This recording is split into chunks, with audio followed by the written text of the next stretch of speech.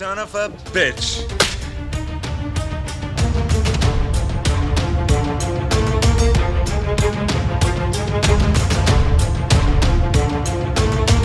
Groovy.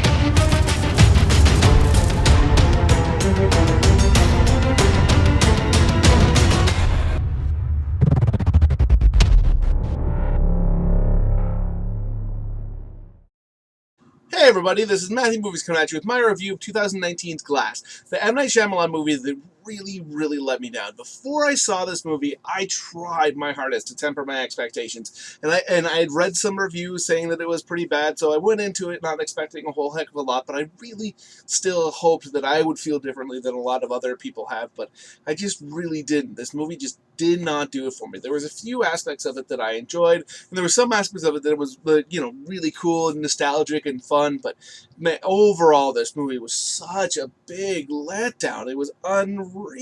Because personally, I love Unbreakable. I really enjoyed Split. So seeing those two movies come together and this, I mean, the potential was great. And like I said, I mean, I really tried to temper my expectations because M. Night has really let me down. I used to be a big fan of his at one point.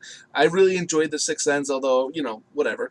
It's not the best movie in the world, but I quite enjoyed it. Unbreakable, I loved. Signs, to me, to this day, is still my favorite Shyamalan movie, other than that god-awful ending. Just, swim away, Johnny, or whatever his name. Oh, so terrible. But otherwise, I thought that movie was so great and tense, and you really came to invest in those characters and really want to see them come. And then, obviously, he came out with some real garbage. So I'm used to this guy kind of letting me down, so I tried not to get my expectations up. But when it was this movie that was putting these two series together, it was hard not to. So I went into it hoping for a great movie, and I mean, it wasn't. I mean, I don't understand whatsoever why he thought that this was going to be a good ending. Like, why anybody was looking for this kind of movie to be the capper of the Split and Unbreakable series. I do not get it at all. It was so tedious. And don't get me wrong, I remember Unbreakable. I remember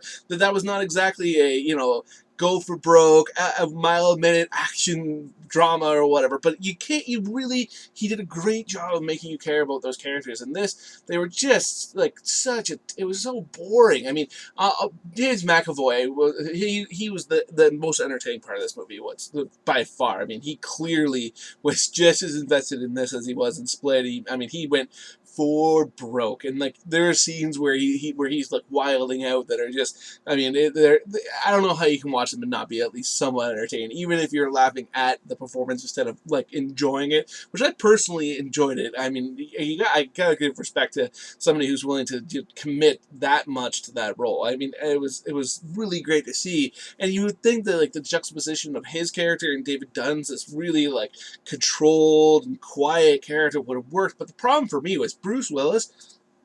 I mean, to me, he sucked in this movie. I just thought he was terrible. And again, like, he is, in certain ways, it's very much in keeping with the way he played the character in Unbreakable, whereas, this very controlled and far from dynamic. But the problem is, to me, like, when I was watching Unbreakable, you felt like he cared about giving this performance, and it was a choice he made, whereas in this, it just felt like he was, daydreaming his way through this movie, like half asleep, and just didn't, like, almost every movie he's been in it for years now, basically since Looper, he doesn't seem to care whatsoever, and this was no exception. I can speak, I swear. No exception, and I really want it to be, because I thought, he's coming back, he's playing this role that was great for him back in the day. I really hoped that he would actually care a little bit. I mean, maybe I shouldn't, because obviously the last time he played John McClane, he didn't give a crap, so why this would be any different. But, you'd hope he would learn a lesson from that somehow, but man, he let me down. But Samuel L. Jackson, to me, is right in that mid-range. I mean, I can't say that I loved his performance, but I'd say that's more down to the writing, because his character, up until a certain point, wasn't given that much to do, and then once he was starting to do stuff, it was very needlessly elaborate and kind of hard to buy, because like a lot of modern movies where you have these genius guys that set up this elaborate series of events, there's so many ways that things could go wrong because they make things so unnecessarily complicated that it's kind of hard to really buy into it. But I mean, as far as his actual like performance in the role, I mean, I don't really necessarily think he could have done anything better with the way the character was written. He was fun to watch, and like it was pretty entertaining to see him like come alive after spending most of it, like, well, not most of it, but a good portion of it at the beginning, seeming like, he was just basically brain dead. And so to see him come around, and like all that was pretty entertaining. And I will say, one of the things I did not necessarily see coming, I mean, I saw in the trailers that you had the characters pop up, but I thought it was really fun to see how all three of the main characters, Samuel Jackson, McAvoy, and Willis, and how they're like basically they had their sidekick there, and how the three of them, like Price's mother, the Split guys, one of his the captives, and David Dunn's son, the way they interacted with one another, and like the way that they had the relationship to the supers in their life. I thought that was really entertaining, really actually probably, as far as like the actual writing of the movie, the best part of the film.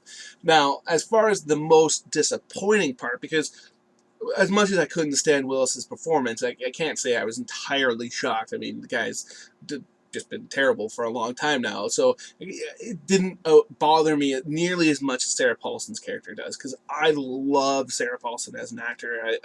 I'm a big fan of the American Horror Story series, so when she first got into those, which is at the beginning, but when I first got into those, I mean, ever since, I've just really adored her as an actor, and I've really enjoyed seeing her starting to show up in some major movies. And I thought, for me, she was one of the best parts of Ocean's 8, and I just think she's an exceptional actor, and she just was not given anything. Like, I don't, like, other than the opportunity to work with McAvoy and Willis and Jackson, I do not understand whatsoever what would have attracted her to this project, because her character was just so one note. I just did not care for it whatsoever. And speaking of things I did not care for, this movie's ending was just so disappointing. I mean, the whole thing to me was, it really felt like, he was building up to this big battle, and you wanted to see it. They showed like a tiny hint of it early on, and you were really hoping to see that David Dunn and the Horde come together in this big battle, and having Elijah on the side pulling all the strings. The possibilities seemed so great. And when it completely went awry. At first, I was like, okay, I can kind of go with this. I think it's kind of cool how they're subverting our expectations, and it also kind of perfectly plays into the series to a certain degree, because like, it's been all largely build up, and it's, the whole idea is essentially, like superheroes in the real world, and in the real world you wouldn't necessarily have this big climactic battle. So I could kind of go with it. I was like, okay, I wanted to see it, but okay, if they do something interesting here, I'll go with it. But I mean, this is a major spoiler, so if you haven't seen the movie and you don't want to know this, then you feel free to click this movie off, this review off, or skip ahead. Probably just click it off, because I'm pretty close to being done my video here. But the way that, again, one last opportunity. Spoiler. The way that this movie kills off the characters is just so lame. Like, especially David Dunn. Like, the guy literally gets drowned in a pothole, a tiny pothole, by somebody that there's no indication that they're anything special. It is the most anticlimactic thing in the world. And yes, they had set up that his weakness was water, but in Unbreakable, it made sense. He fell into a pool, so the pool cover had wrapped him up, and so he didn't have his abilities to get free, and a normal person wouldn't be able to get free necessarily in that situation, so it worked. But in this movie, apparently he is so terrible with water that if any water gets near him, he's like about as physically capable as an infant. It was so ridiculous. Like, man, I couldn't even believe it when I saw it. I was like, that's so lame. Like, I don't understand whatsoever what the thought process was there. I mean, yeah, if you wanted to kill him off and you wanted to have this big reveal at the end, which of course Shyamalan has to have this big reveal, fine.